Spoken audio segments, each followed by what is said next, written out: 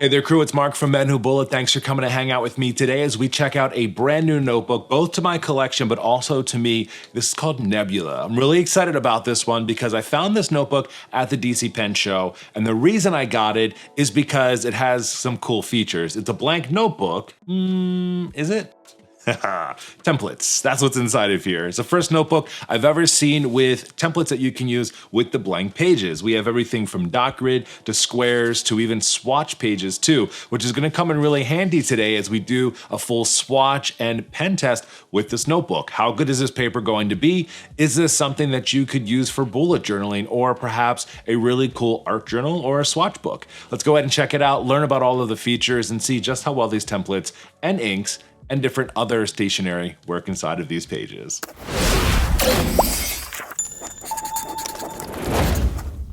This is the Nebula Premium Notebook, and pretty awesome. I'm loving it. It's from the Colorverse Ink company. You can go to their website, nebulanote.com.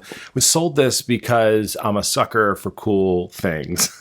The Nebula Notebook is a premium notebook. It comes in two different styles, a lined notebook or it comes plain. That's what I got here. I got this in the beautiful tea gray color. And the blank one comes with these 4 guide sheets.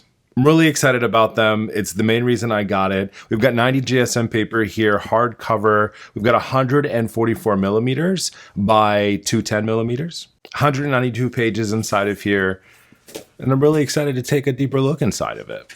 The notebook altogether is totally blank. No page numbers, no lines, no dots, no nothing. But what's neat, and really what sold it to me, as I just said, were these guide sheets. So you get 2 pages inside of here, but you get 4 different templates that are a part of this. This one over here is going to be lines and dots. This is a 7mm by 7mm dot grid. Most dot grids are 5 by 5. This is 7 by 7, so they're a little bit larger. Or if you want, you can use the lines to write.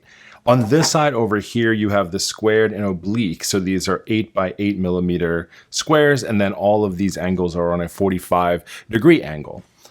Over here are swatch pages.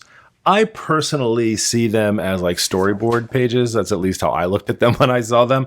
But it also makes sense if you're trying to do swatches as well. So this is going to be the rectangular swatches.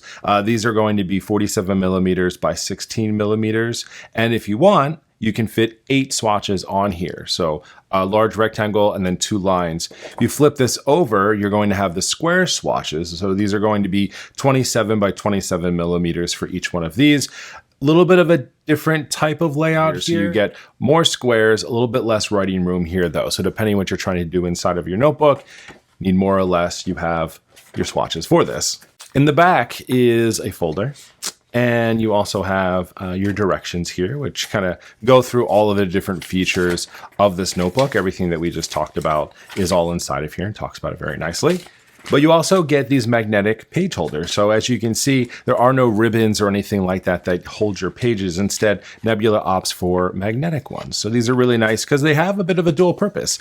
One purpose is to hold your page. So as you're writing inside of here, if you want to hold your spot, you can do that. If you had maybe an index or a collection page or something else that you wanted to do, you can open up your other one here and pop that on your page. And then now you have your 2 pieces.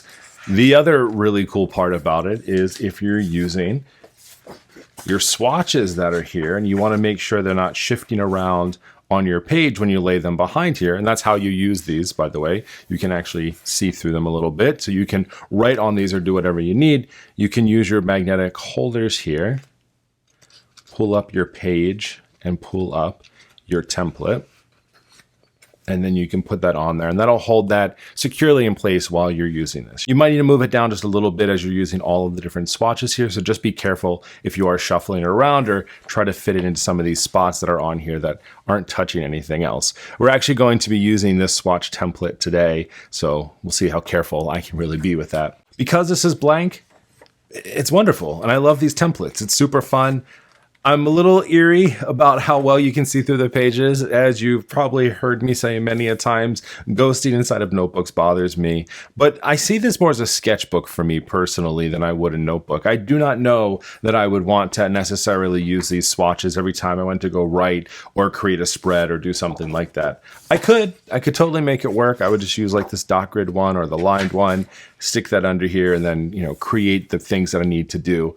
But I really like this notebook more as a sketchbook, and maybe for more freeform writing. This paper is 90 GSM, and it's actually made to handle fountain pen ink. And we'll be definitely testing a lot of different inks today, since this is more kind of leaning towards the fountain pen space. We want to try more of those, but we'll also be trying all of our other materials that we do as a part of our pen tests. So let's go ahead and give that a try. I'm going to actually use the smaller swatch here. That way we can get more pens and ink on the pages. We'll go to the back of the notebook here because I plan on using this notebook for other things.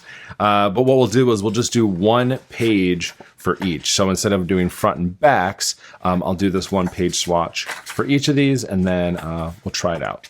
Maybe we don't do that very last page. It's kind of stuck on there pretty good. I want to give all 12 spaces enough room. So let's go ahead and do that. We'll grab our magnetic page holder just to hold this on here. And then what we'll do is we'll go ahead and put down all of our swatches, all of our highlighters, our pens. We've got ink, we've got watercolor, we got everything. So we'll get it all on there and take a look at how well the paper actually holds it.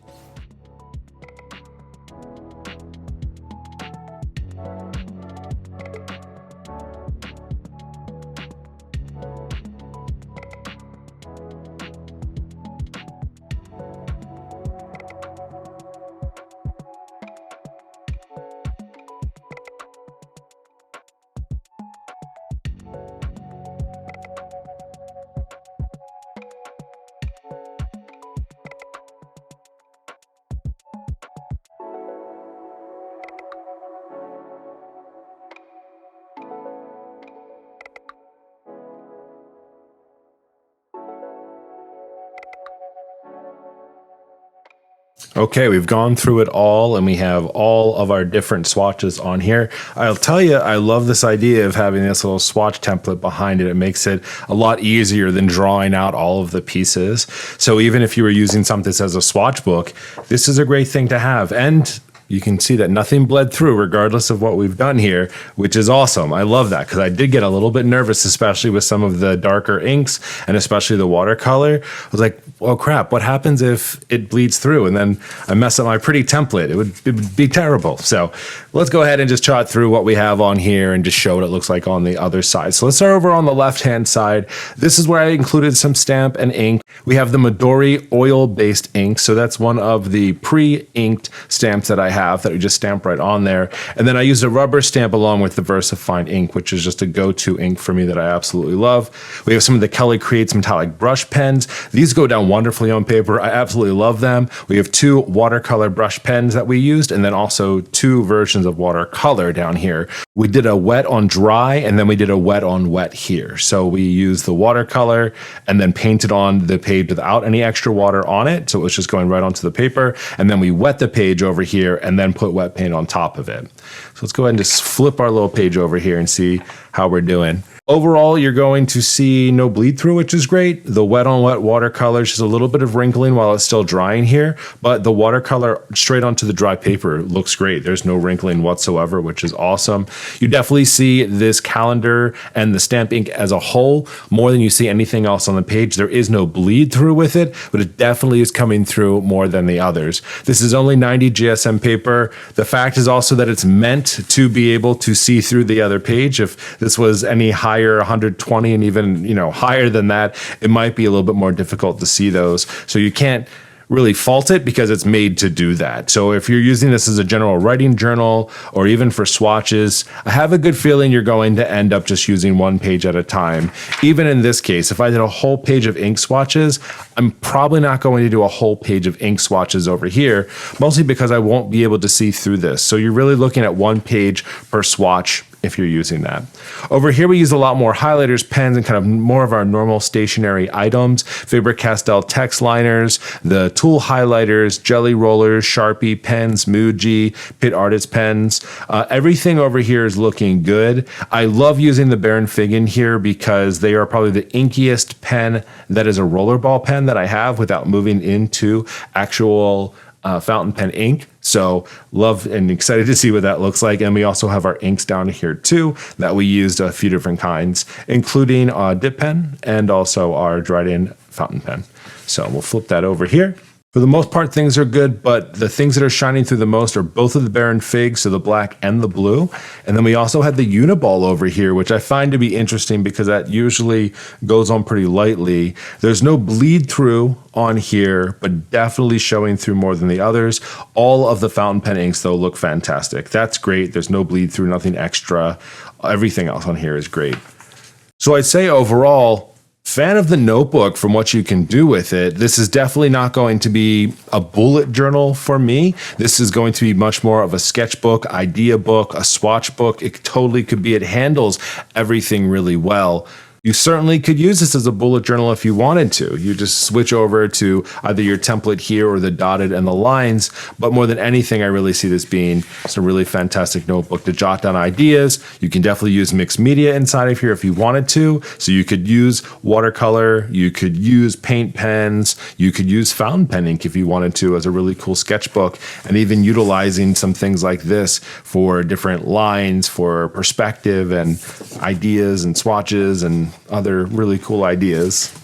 I'm personally really excited to try this out more and experiment with this notebook and see what I might use it for. It's definitely weird having a blank notebook that doesn't have any lines, no page numbers, no index, nothing like that. It really is a blank slate. But with these templates, it's kind of cool to think about what I might use it for. I already have a swatch book for my ink, so I'm not necessarily looking for that.